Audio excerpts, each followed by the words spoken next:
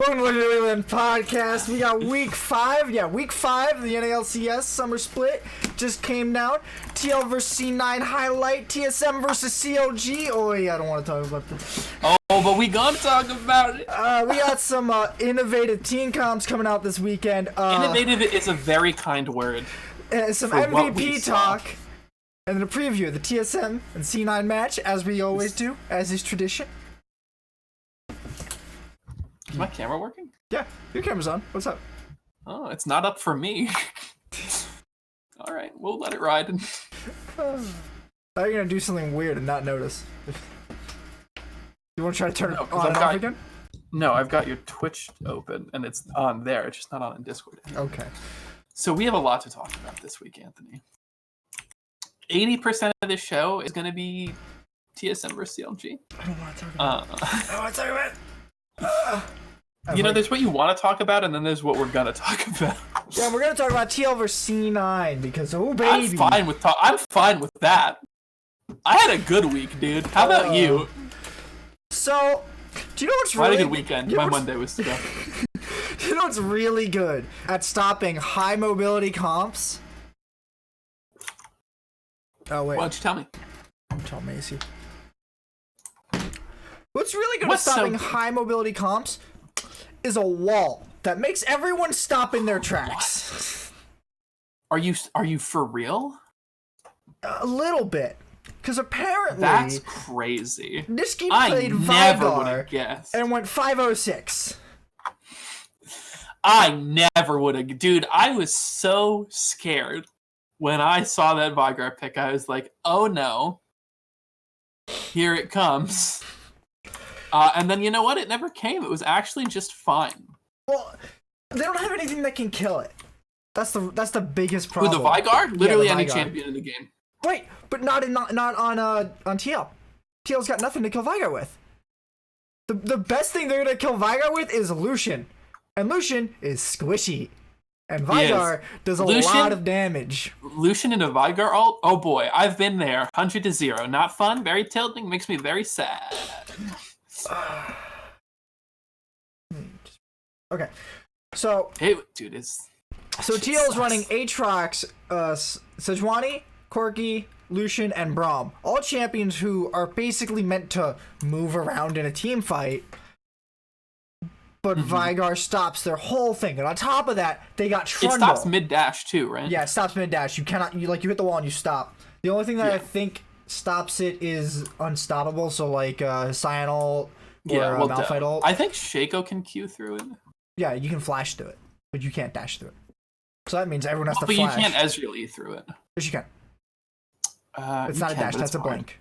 It's a blink. Yeah, it's but so I'm far. bad. Yeah, but I'm bad and I don't do it right. So I'm gonna pretend like you can't do it to feel better about myself. C9's comp is very strong against TL. They got the Trundle for the Sejuani. They got Jace at the top lane, who will fare very well against Aatrox. Doesn't have to handle him too much. Aatrox sits on top of him, just ease him away. Really simple.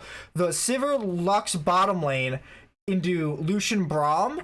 That's a lot of wave clear and I guess poke onto Lucian and Braum. Is. And Lucian and Braum are kind of supposed to be a bully lane, but if you don't have any minions, you can't bully a lane. So they got to go a grand total of 2 and 7 together. Yeah, that didn't pan out. I don't like TL's comp. I don't think TL's comp's a bad comp. I just think they got outpicked a lot in this team. I don't disagree with you. So everyone's been first picking Sejuani a lot. Because she's insane. Yeah, she's really good. But they're also leaving up Trundle. And then they're trying to counter-adapt by going Hail of Blades on Sejuani instead of Aftershock, so you don't get put into negative resistances by Trundle ultimate. And Trundle's a little bit worse for his ult, too. Yes. This did not happen this game. Xmithie still went Aftershock, and it definitely hurt. Well, actually, that was something I was about to bring up. I was looking to see if he went Hail of Blades, because honestly, I don't think Hail of Blades is that good. It's not that bad either. It's not that bad, but I just don't like it. What would you rather? I don't know. I mean, what?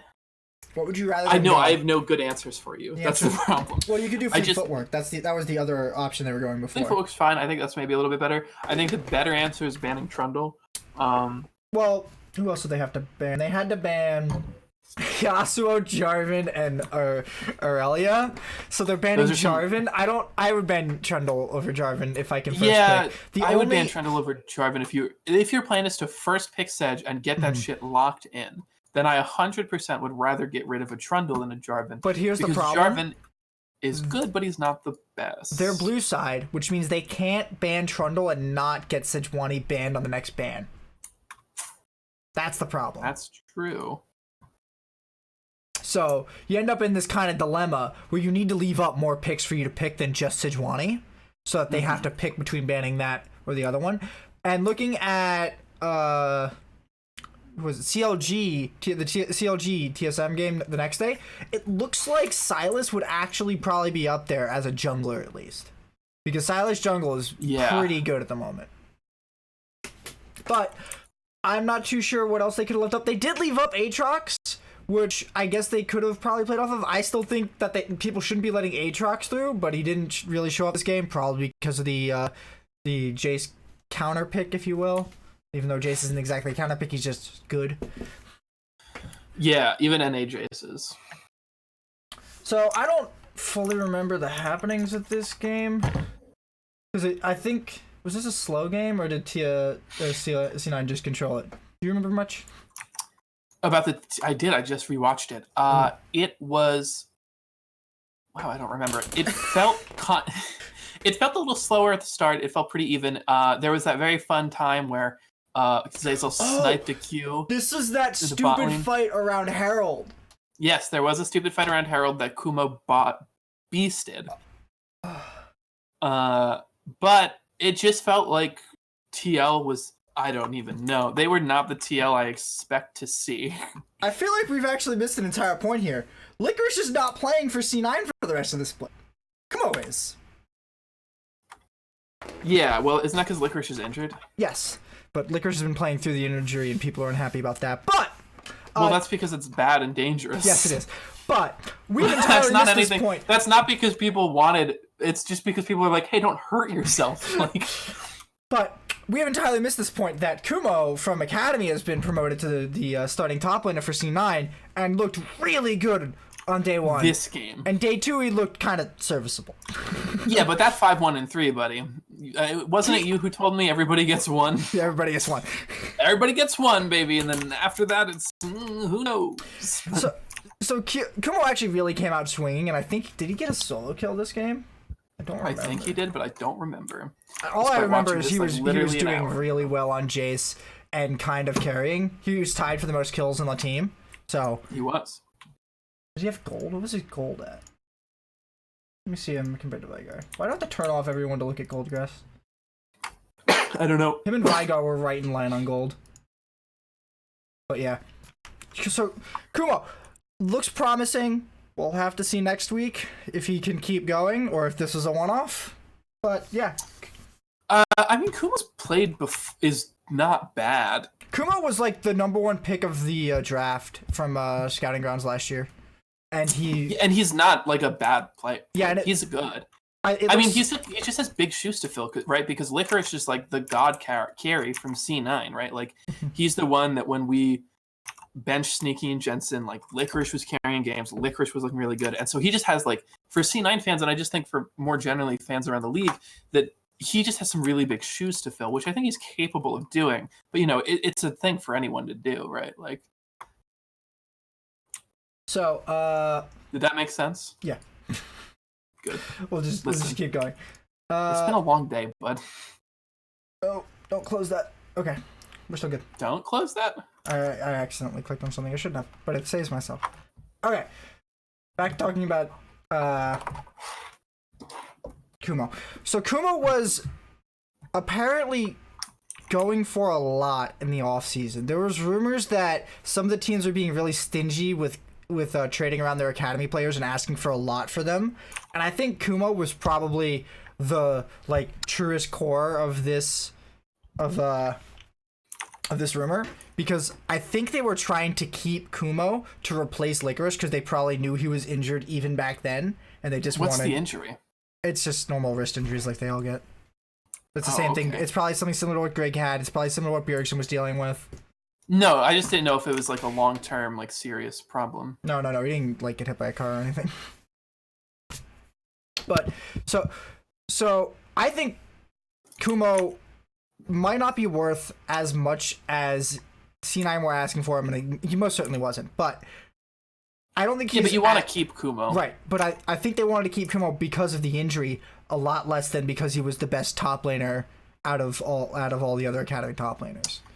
That's fair, but I also don't think it's bad, right? Like, I kind of think it depends. Historically, we've seen C9 play the 7-man roster, the 6-man roster with... or 7-man roster even with jungle and mid, but I don't think it's impossible for them to flex at top. Licorice, especially, like, yes, he's injured, but he has been, I assume because of the injury, been looking a little weaker lately, and if that play continues, and it's not bad to have someone of Kumo's caliber around, because it allows a really, really good flex, I think. But... Yep. I don't know. I just think Kumo's... I don't know. I didn't really read a lot of off-season Academy rumors. I mean, these are mostly from Travis Gafford's interviews with a couple of players who were talking about like moving teams and why they didn't move, and they're like, "Well, nobody wants to sell their Academy team." I did not watch that interview. That's on me. But I mean, it's like 2 months ago. I'm just listen. I don't know. I don't know. I don't think it's bad to keep him around. I think he's a good talent. I don't know. We talk a lot about Kumo now that I don't want to. You want to talk about Lux support and why it needs to go No, away? I meant like Kumo as like an Academy. I meant we were talking a lot more about the mechanics of Academy than I wanted to. Oh, okay. I don't know anything about the Academy. I'd rather keep this about the things that I prepared, which is the LCS. So back to looking at these team comps, I'm still looking at Lux and I'm just wondering how the hell Lux keeps getting in these drafts. And she's just crazy broken, man.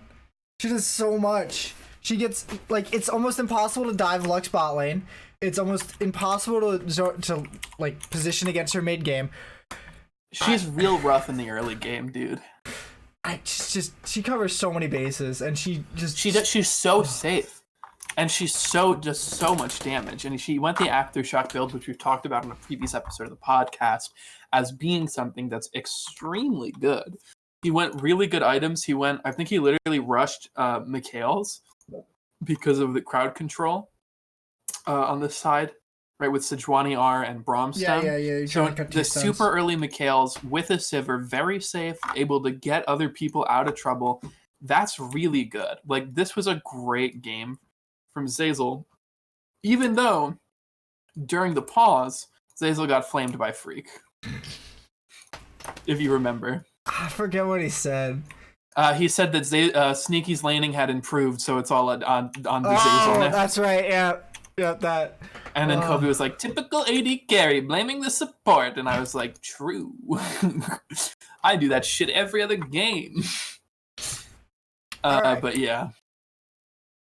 Alright, so we haven't gone over our picks from this week yet, so why don't we do that now? Oh yeah, we got a little gung-ho. Got a little gung-ho sometimes, what? So, we had a 70% correctness rate. That's pretty good. Accuracy. Yeah, we did pretty good this week. We probably would have had 100% had everything sort of not fallen apart for TL and TSM. And FlyQuest not had a massive upswing. You got 3 wrong, so that would have been a 90%. I'm a little surprised we both called FlyQuest over Fox last week, not gonna lie. My thought process was merely that they're both garbage and they gotta pick one of them. No, was that they just probably didn't have as much scrim time with Mike Young. Which for me is like, well, if they're not gonna, because it's such a new acquisition, I assume it's like at most a week to 2 weeks of scrims. And I just think that even though FlyQuest isn't gelling, I think that's a little, they've had way more practice together. Yeah. Mike Young did not look good on his showings this weekend. He looked... No, which is unfortunate, because I want him to do well. Well, you can't always get what you want. Yeah. I'm not even getting what I need, though. Hey, your team just beat TL. You get what you need. Yeah, what happened to yours, suffering though? here. What happened to your team, though? I don't want to talk about it. Out of curiosity? I don't want to talk about it. Why not? It's our next topic. True, fair enough. So, you're not wrong. There wasn't anything I think we disagreed on last week. No. Last week seemed like a pretty cut and dry week. But yeah, the only big upset was the TLC9 game, which I bet anyone would have called. Yeah, this game's probably gonna be interesting and close to watch because they're both tied for first place. I think we even said it was gonna. I think we were still at the point where it's like, well, we have to pick TL even though they're dropping games sometimes. But like, we're not idiots, right? Yeah. Like, we're picking TL because they're TL, right? Yeah, because they've I been think playing really good and they've been looking better than C9 has been in the recent weeks. Yeah, but I think we both inconsistent. thought and even said that it was a game that was gonna kind of go a little bit interestingly. I think we both picked that as like the most interesting. And now, mind you, we picked these before knowing that Kumo was going to be played. If we had known Kumo was going to be played, we 100% would have said TL without a doubt. Yeah, I have faith in Kumo. I would have been like, NA Academy, time to clap Impact. Time to absolutely eviscerate. What place did C9 Academy finish last split? Literally no idea. It was second. I literally don't know. They got beat by TSM, I think. I'm pretty sure, yeah. Damn. TSM Academy has finished first more recently than TSM has finished first. Feels bad. I mean, okay, if you want to put it that way. Yeah, I think it very much is, yeah. So, the other thing we should note here is that 100 Thieves went 1-1 this weekend instead of continuing their massive uptick. They did play Team Liquid. It's true. Which is one of the top 3 teams, but... We should also mention that FlyQuest had a 2-0 week. However... So did CLG. Yeah, but FlyQuest is more impressive because of the recent lackluster performance. However, I think we both agreed sort of off the channel that like they had kind of an easy week, FlyQuest. Yeah. And so it seemed like... That, like they weren't playing Team I'm Liquid, excited to watch FlyQuest TSM. next week to see if this uptick continues for them, and I hope it does. Shout out Wild Turtle. However, I wouldn't be surprised if they went. I don't even actually. Who are they playing next week? I do believe that FlyQuest is playing. I don't remember picking them for any games. So and TL. So yeah, no. I don't think they have that one. We'll get to our predictions later, but yes, we will. But I was just like, hang on, we got another match. match. Still here? He's a FlyQuest fan. Are you in the chat, Haymon? We got another match to talk about. We got my nightmare and my sadness at the end of the 1,177-day streak of TSM winning over CLG has come to an end. Yeah, RIP the streak. I'm not that sad to see it go. It was just a nice record I liked holding on to because it was the last time CLG had won anything too. Yeah, I mean, it's definitely a good meme. However, I mean, they actually looked really good. They looked really good, and I think it had a lot to do with Silas jungle and Yuumi support. I think Biofrost is great on Yuumi. And he's insanely good. I think Silas being able to steal Jarvan ult and Kennen ult and Cassio ult, that's a lot of ults. It is. It really is.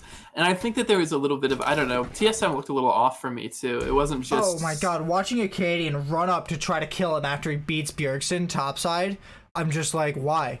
Why would you had ult, you didn't kill him, and you just stood there and took the beating. We talked about that. Yeah. Oh my god. That was crazy.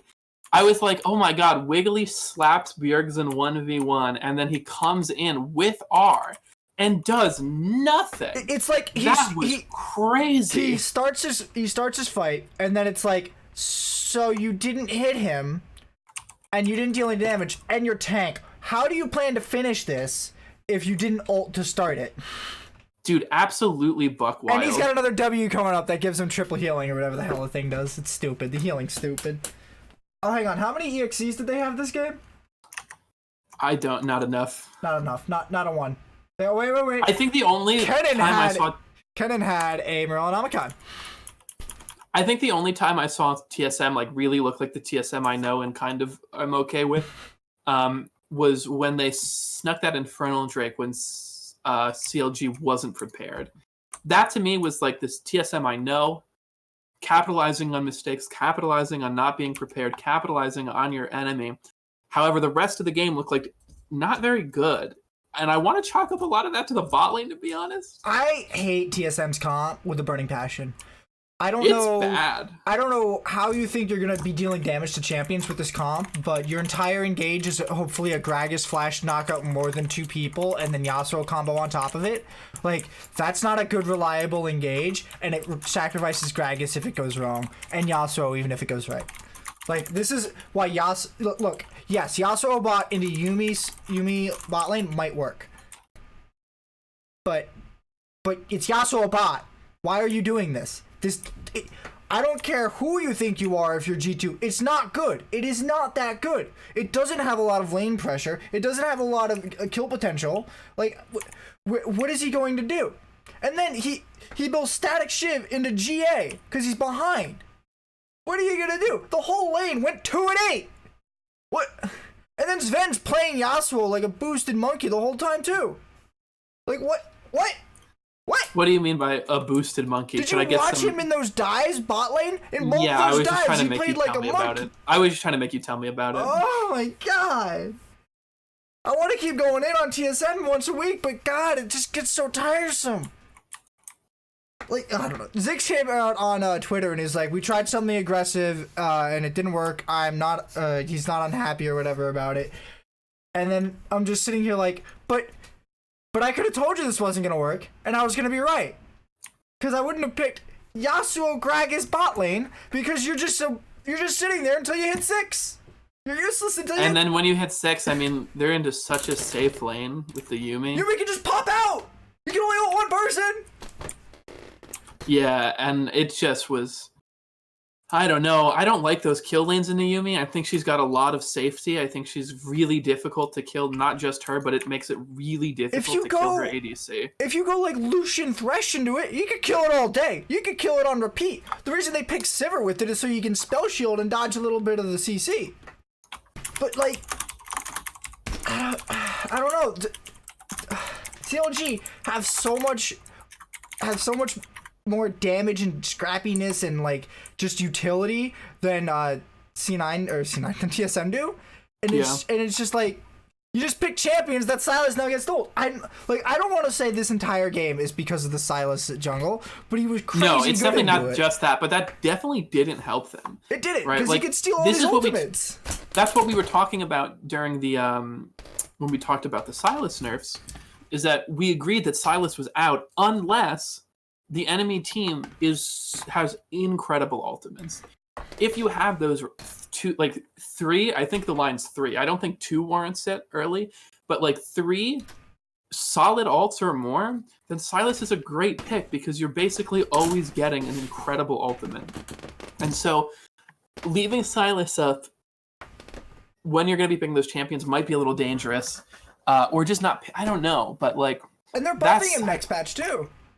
They are. Shout out Sylas. Mind you, they're still on 9-12 this week instead of 9-13, which they're starting next week, and I hope they're only on for 1 week. I don't know. I'm gonna be honest, I would rather them stay on 9-12 one more week and then just jump to 14. But why? I don't. Just because it'll keep the meta more stable than having them play 9-13 for 1 week. Or I mean, whatever. Or are they gonna back 2 weeks on patches now, which I wouldn't like because I don't like them being back an entire patch. That just sounds awful. Yeah, I agree. However, yeah, I actually didn't even think about that, but TSM banned Skarner in... That's a good ban, though. It is, but that's because they didn't know... Wait, I don't understand. They picked all their solo lanes and their jungle. Hang on. They picked Corki... Okay, they picked Aatrox first for CLG, then TSM picked Kennen and J4, even though Sejuani's up. No, she's not up. Never mind. Okay, I guess you want J4. And then they pick Sylas and Corki, meaning that Aatrox has to go top jungle or mid, Sylas has to go top jungle or mid, and Corki can only go mid or bot, meaning Aatrox and Sylas are both locked in for top or jungle at this point. Yeah. So why the hell are TSM banning Skarner? And I have a better question. Why aren't you holding your jungle pick when they first picked Aatrox to something else? And I'm picking not sure. maybe your support? I don't know. I guess you could pick a jungler there. It's not... because It's not the worst. unless they're really afraid of giving over J4, which I wouldn't be afraid of giving over when you can grab Skarner. Yeah, I don't know. It was weird. Yeah, that Skarner ban makes no sense. I don't know. I why just that's mean like there. the whole pick ban comp thing, but I think it's really. I think that those sort of crazy aggro comps are like only playable by like 3 teams. It's not even... Like you have to be very good at that to do that. And TSM is good, but when I think TSM, I think control, objective control, late game, right? I don't think just like hyper aggro like I think of G2. It's just not the same. I also don't think Gragas support is good at all. Like, Gragas needs to be... Why wouldn't they pick tanky Alistar? or AP power? I don't know. Like that's what I'm confused by. Like if you're gonna pick a support for a knockups to facilitate Yasuo, why wouldn't you pick Alistar who can knock up 5 people? You know what the best part about Alistar is? Is he counters Sivir. Because you can't spell shield the knockup. He's guaranteed to hit it because he has the W to you and then knock you up. Yeah, you're right. And then the cat might pop out. Because Alistar might have just flied at him. I don't know, maybe. That's a bit. I don't think the Biofrost is that bad. I don't think he's that bad, but who knows? Also he'll have a better ability to probably stop the jump. Like if you E to somebody, it's the E. Did it headbutts the E? I don't remember. If you headbutts the W. Headbutts the W. If you headbutt somebody and then she comes flying, you can probably hit her just as she's about to enter and maybe stomp her out. Yeah. And that would be pretty good to get that in the Yasuo. But either way, I would have much rather to see Yasuo go mid against the champion he counters in Ziggs in Corki rather than put Cassio into it and just make it a farm lane. I don't know. I have major qualms with this draft pick, no matter what Ziggs says about it being aggro and he's not sorry about it. I don't. But I just think that TSM isn't the team for the hyper aggro comp, and I think that they should know that. Like. I don't think Gragas jungle Yasuo mid's a bad comp. I just don't think that wasn't the comp. Right. That's what I'm saying. Let me finish. I just don't think Yasuo Gragas bot is a good bot lane, and they got punished for it because they tried to play around it, and they look uncomfortable. They look like they are not. They don't have any idea why this comp works, and then you have Sven just inting to towers 2 times, and it's just like. There's a perfect storm of why you don't pick new shit like this on stage is it's not gonna work because you don't know what you're doing. Yeah. In general, I don't think that this bot lane works either. I just think it was a bad draft, like a very bad draft. And I think that translated, like you're saying, into the gameplay. But who's spanning a Azir when they have 3 solo laners picked? Why? I really don't know the answer to that question. Those round 2 bans are really starting to bother me now. The more I look at them. Wait, that Azir is a weird one. Yeah, I actually don't know that. Okay, I'm not talking about this. We'll move on. Sure. Okay, something a lot more interesting that sort of actually stems off of the previous topic. So in the wake of Rift Rivals, NA begun to do some innovative team comps. Is this good or bad for the league? And when I say innovative team comps, I'm more talking about them changing players around, picking non-conventional lanes and whatnot, and a little bit of kind of funneling, which is technically what TSM tried to do and totally failed on. Ooh. So yeah, what do you think? Is this a good thing, or are we just wasting our time trying to find somebody else's identity?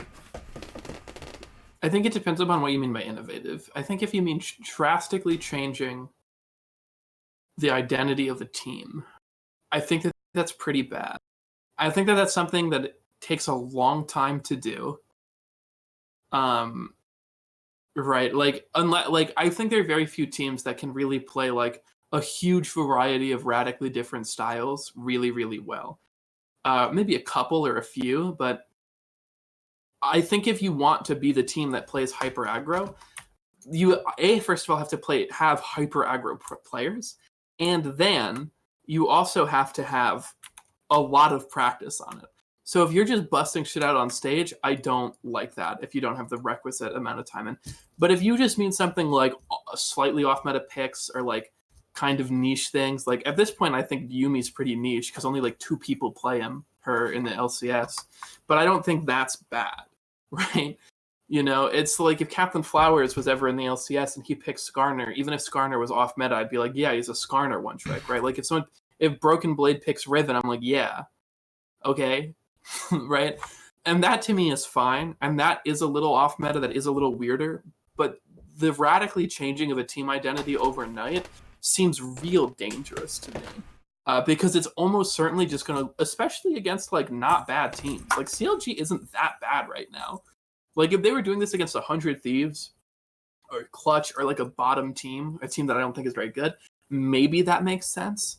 So but you're like tied for first, mind you.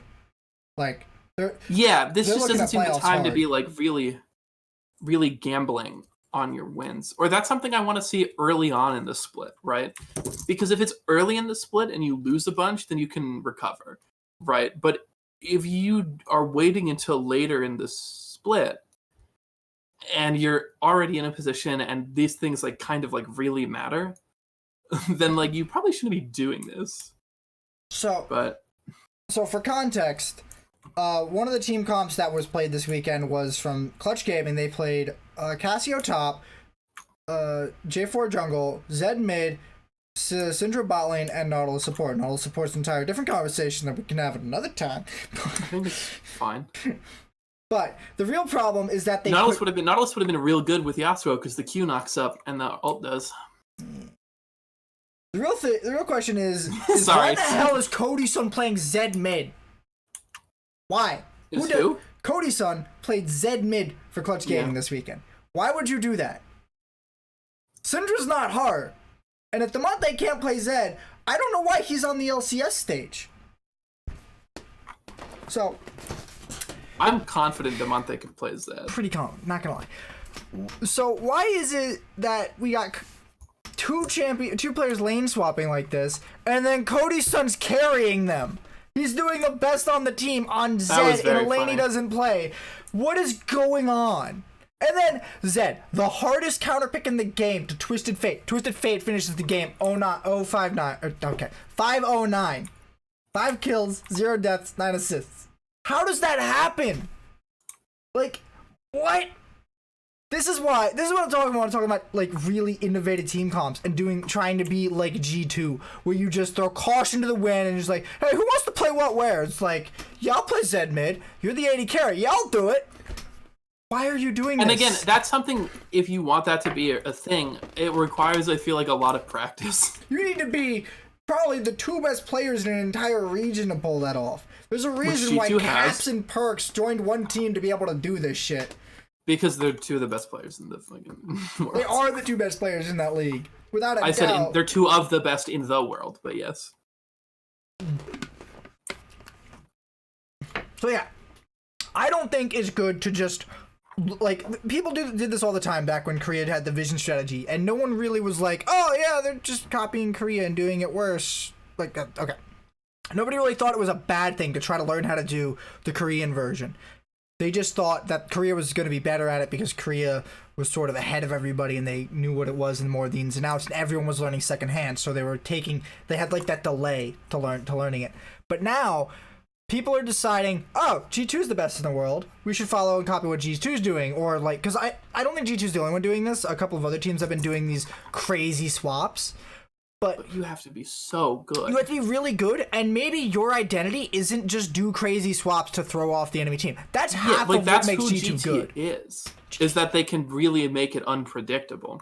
But it's a completely viable strategy to just be really good at the macro game, or really good at like securing, or like really specific things that aren't like kind of memes where you're like, LOL, where am I going this game, right? Like, there are ways to play the game well and enticingly that are not the same way someone else is playing it. Like, there might be times where a team that's really good at split push control, or maybe it isn't, like, split push just isn't powerful enough, and you can't make people do enough around the map to make it viable, and you have to resort to other strategies.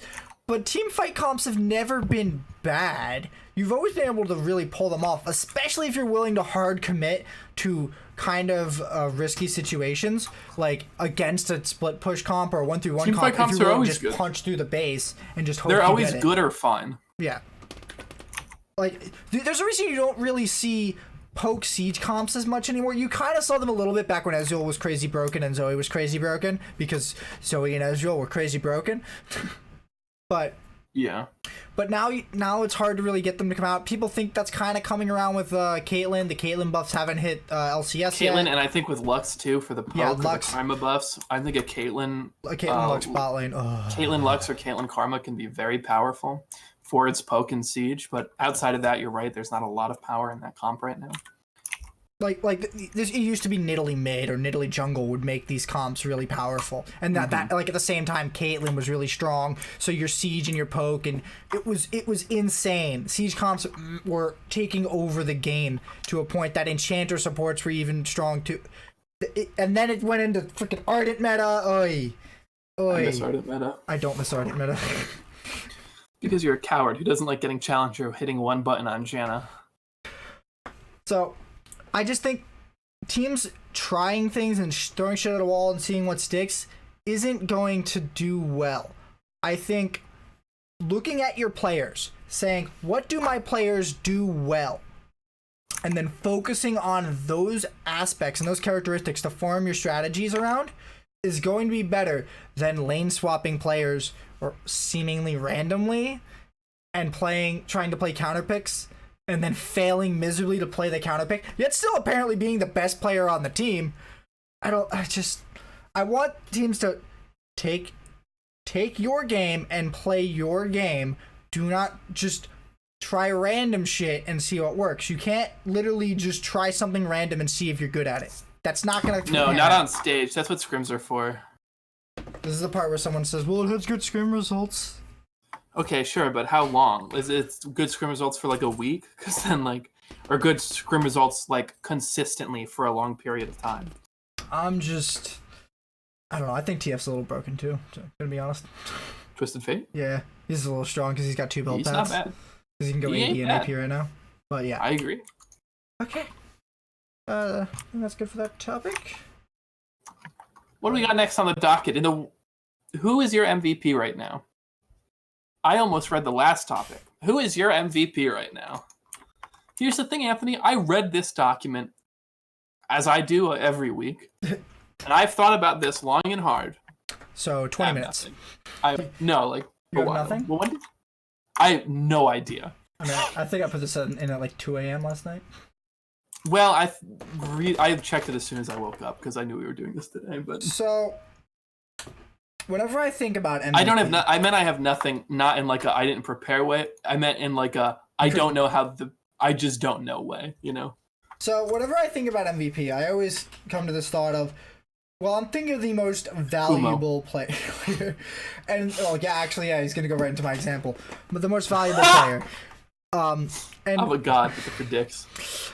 And when I think of who the most valuable player is, I would think, who is the player who is going to be picked first if every team had to drop their whole roster? It's not Kumo. It's not Kumo, but Kumo was the first draft pick of the Scouting Grounds last year. Because he was apparently the most valuable player from Scouting Grounds. So, Matt, if you had every player available, every team's dropped, and we're in a draft pick situation, you got first pick. Who you picking? Because that's who my MVP is. Is it? That's so hard. Is it? Is it that hard? I think there's more than one legitimate answers. Well, I think there are 2 possible. I think there are answers. like 5. I think the only 2 legitimate first pick players in the LCS, because they are so far away better than everyone else, are Bjergsen and Double F. I think those are the only 2 who should be fighting for that first I was spot. going to throw Core JJ in there. He takes up an import spot. That doesn't matter. It does, though. That wasn't... I mean, not for MVP voting. Hey. Listen, he can... my top... I had Bjergsen. I had Double Lift. I had... What's it called? I had Core JJ. I had. Who else did I have? Did you have Jensen and Sven? I think I had Jensen. I didn't have Sven. And Smithy? It may be Smithy. I was thinking Smithy or someone like Zazel or Sneaky.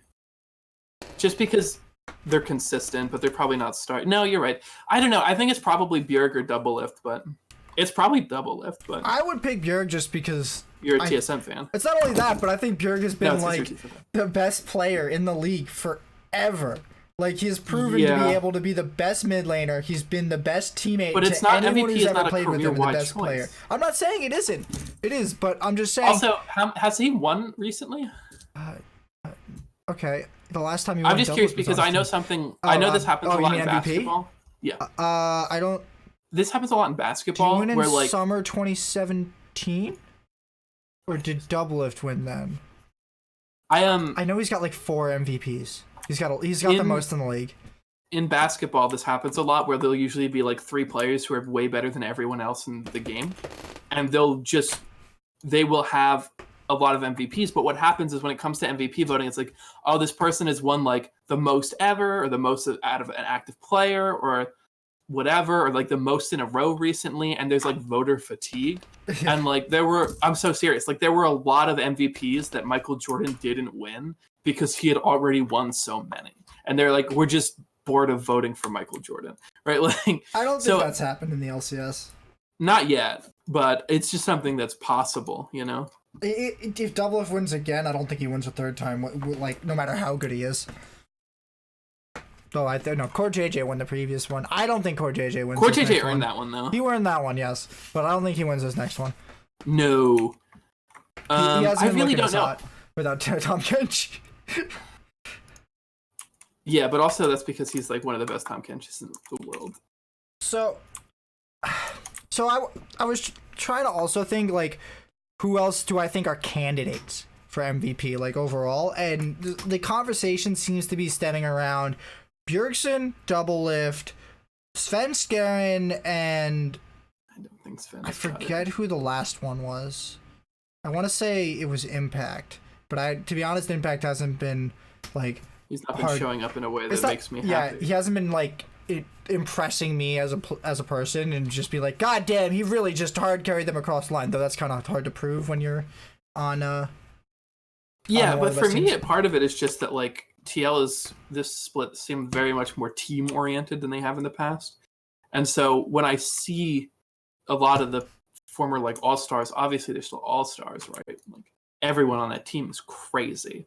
But like I think a lot less of them as individuals, right? Like it's not just like the Doublelift show or the Impact show. It feels a lot more team oriented in a way that I appreciate as a viewer. But maybe it's Bjergsen, but I don't know. Like, this is a really hard conversation every time. And to be honest, because he's one of the best in the fucking. But that alone just makes it seem like such a safe vote every time to just say like, yeah, Bjergsen should just get the best until somebody can actually prove that they're better than him.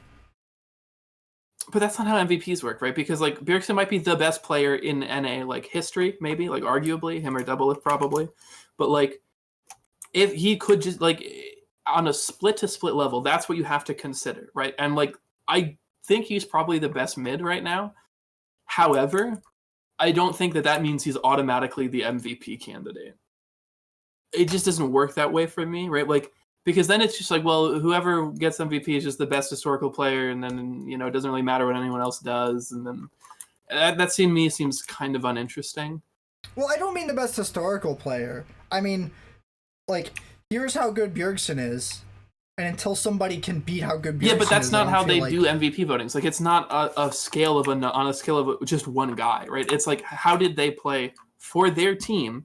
Because it's the most valuable player for your team, not who is the best individual. So, like, even if Bjergsen is really good individually, he might not be helping his team as much as someone else is, right? Like, as much as Core JJ was, or as much as Doublelift has, right? Like, I just think it's not this... I just don't know. I don't know. Another thing people have been talking about recently is adding a like most improved player award instead of having a rookie of the split. Bang. Flame. Is that Flame? A little bit. Flame kind of left though. And then you know that's not what I meant. I know it's not what you meant. Yeah, a little bit. He's a coach. Bang's their coach. No. Flame's the coach. Yeah.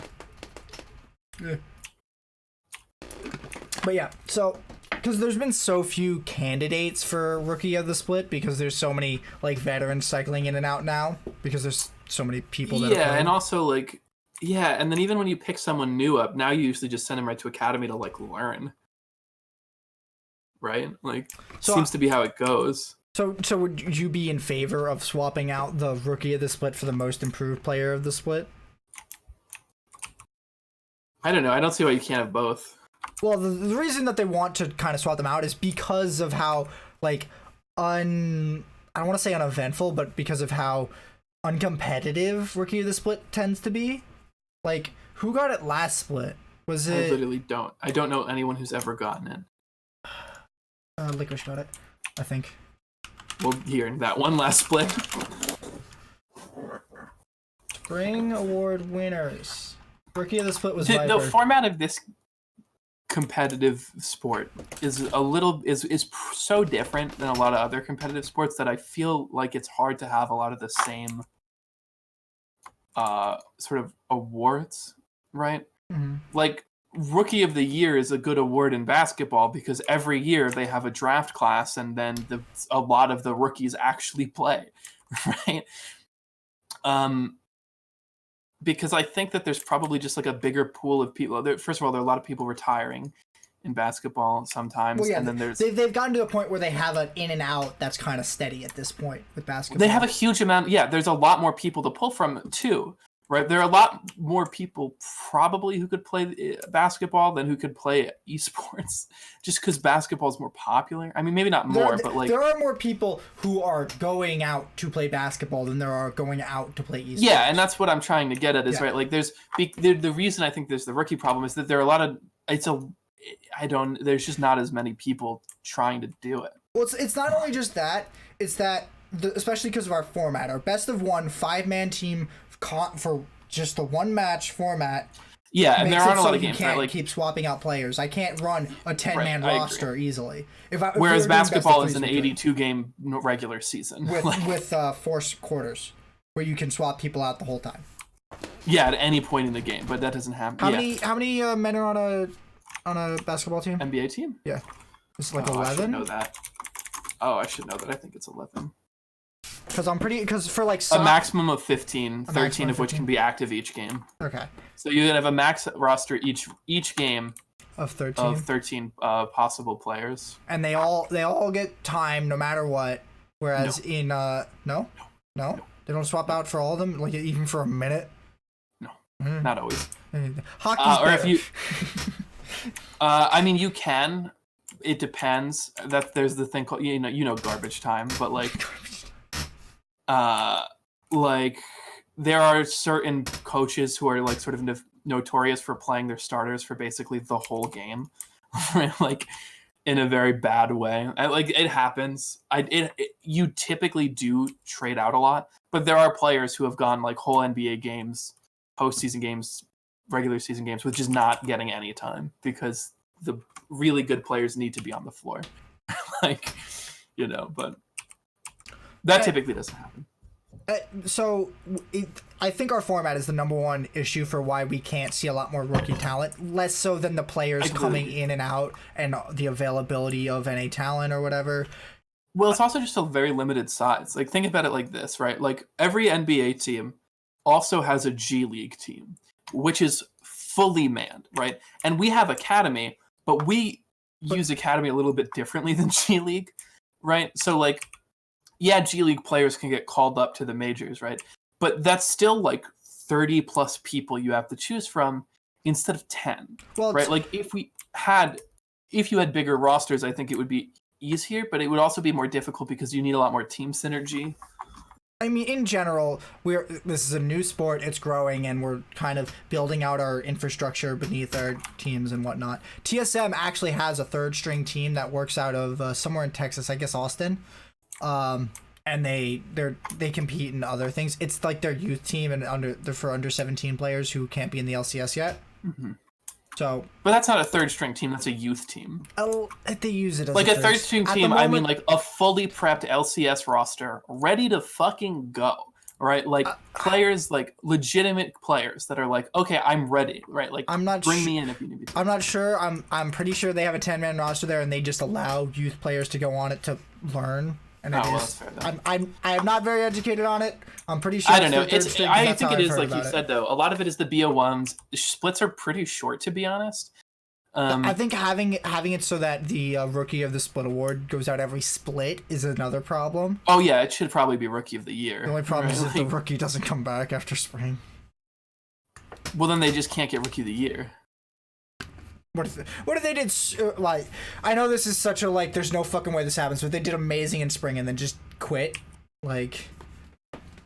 But then they wouldn't get it because. Yeah. I mean, or they could get it, right? Like unless they extended it to like Academy as well, so that Academy would count for rookie of the year. But like people don't like calling people an Academy rookie at the same because. Bring back best of threes and solve this problem, right? Please, love God. I agree. Best of threes were really good. It showcased a lot more talent, and I think it made the game more interesting because you were able to try more roster matches and more team comps. I wouldn't have been mad about Yasuo Gragas bot lane if we had 2 more games to win. Just saying. Yeah, I wouldn't care. I'd be like, okay. I'd be like, all right, you tried some shit. Win the next 2. Please don't let me down. Yeah, but for BO1s, I think it does stifle the ability to like really experiment because it's like, oh, well, we need to win this, right? Like, well, so people talk about this all the time, whether or not we should have best of threes or best of ones. But a lot of people sort of go to this. Well, do you think the best teams win playoffs? Do you think the top 2 teams make it to the final every time? Almost certainly. Yeah, the answer is almost always yes. Do you think the top 4 teams are always the top 4 teams? Almost always yes. The only time. Yeah, and that's not like that in every sport, and. So to have it like that in the LCS is, I think, a boon, right? Like, I think that's good for us in a lot of ways, but I don't know. It just seems sketchy to me that, like, not sketchy, but I think there should be BO3s, and I think that only helps good and bad teams. I don't think it really hurts anyone. I like best of threes. I like being able to see pick ban grow throughout the series and players get swapped in and out. And best of ones, you don't have that. I get that the scheduling was the issue, and they don't want to do that across the week scheduling like other sports do, like kind of how Korea and China do it.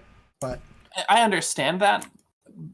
I just want to get to the point where I can watch best of threes again because those are more entertaining. Those were a lot more entertaining. I understand that on like a level of like, well, they're a business, right? Like they need to make money, but like I don't know, it seems rough out. On every other level than like financial, it seems just better to do BO3. I think the only times where the best teams didn't pan out correctly was when C9 finished 7th and hit the gauntlet and got to Worlds off of that.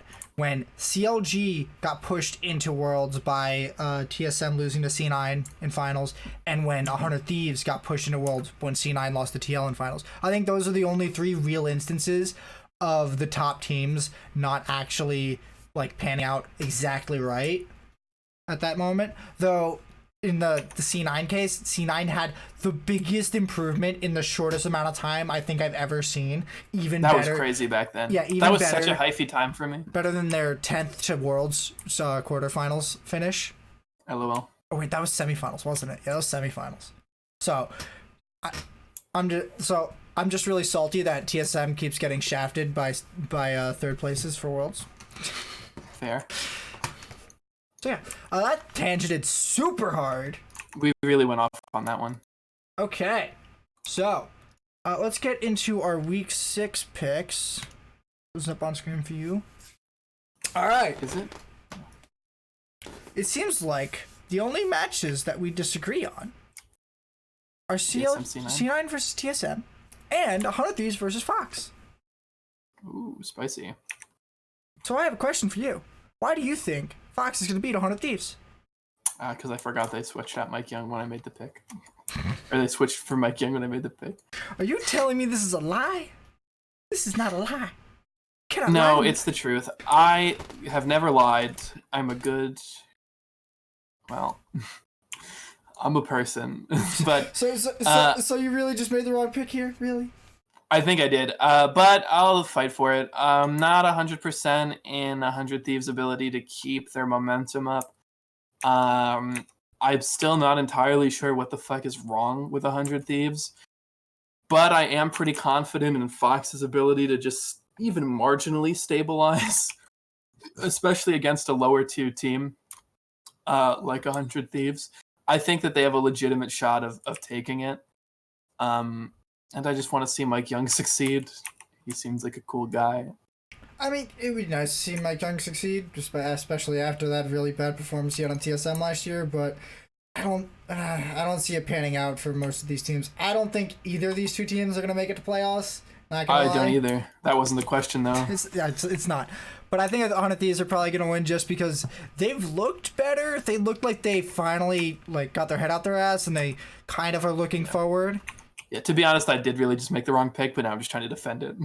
So I'm mostly hoping that 100 Thieves can stay on level. If not, it's going to be like that Simpsons meme where everyone's watching the two monkeys fight on the cruise ship. LOL. So, we'll see what happens. I'm not all that confident in this pick, and it could just go the other way. So, on to our other disagreement and our featured match preview of the week, the TSM versus Cloud9. The saltiest of runbacks every time, no matter what. You can't beat them. We're going to have the reverse rock, paper, scissors, as my shirt indicates. Do you have a rock, paper, scissors? It's a rock, paper, scissors lizard Spock. Oh, you fucking nerd. So, what is that from? Big Bang Theory. Fucking nerd. So, I think TSM have been looking pretty sturdy when they don't play crazy shit. And if they play normal shit, they're probably going to win. What do you think, Mr. I don't trust them to not pick crazy shit. I think C9 looks solid. I think TSM has looked a little confused identity-wise recently. And also, I just cannot pick C9 contractually obligated. So, until last week, Nizzy had actually really not been impressing me.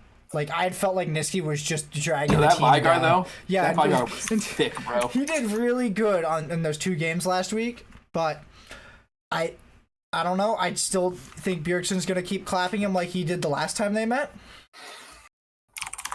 And I don't know if Kumo is going to be able to match up to Broken Blade. I'm pretty sure Kumo's another Riven one trick, by the way. All I'm saying is he matched up to Impact, so I'm pretty sure he can match up to fucking Broken Blade. But it's not like Kumo's bad. Like, he's actually pretty good. I don't think he's bad, but I also don't think I have enough data to make a final ruling on him. Fair enough. I want TSM to just pick a more TSM team comp. Everyone's going to be like, well, TSM just play for late game and try to outskill their enemy team. It's like, yeah, but that's a legitimate strategy. You can 100%. Yeah, that's a really good way to win League of Legends. You can really just be like, okay, we're going to pick a mid-game jungler to control the objectives, a mid to late game AD carry, a mid to late game mid laner, maybe an early mid game or mid laner, and then a late game split pushing top laner, just because of course you are. And then you just play around the whole thing. And then your support can be almost whatever. Something to complement the jungler or the AD carry. So there are a lot of really, really strong support picks right now. So I want TSM to go for maybe that kind of comp. That may not be exactly what TSM's actual best strategy is at the moment. I'm not watching their scrims. I don't know what their best strategy is at the moment. Either way, I want them to find a strategy and start diversifying their ability to play that strategy, instead of playing Yasuo Gragas bot lane, because apparently that's good.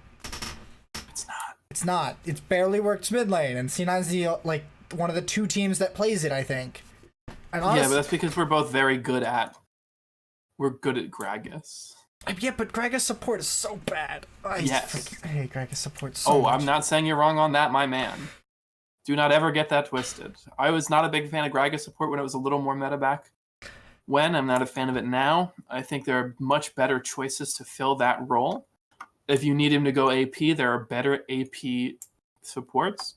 If you need him to go tank, there are better tank supports. If you need him for knockups, there are better knockups. It's not... They just like the reliable flash engage instead of the Alistar one, which is apparently harder. Flash Q, baby. Q flash, you can buffer it. I know. So yeah. Anyway, I think TSM. You want to take us on home? Yeah. I'll take us on home. So that'll be it for week 5 on the Legendary League of Legends podcast. Thank you. You can catch us every Monday, maybe, at 7 p.m. Every Eastern. Monday, 7 p.m. Eastern. On Nizzy 2K11. VODs on my YouTube. That's what it. was? God damn it.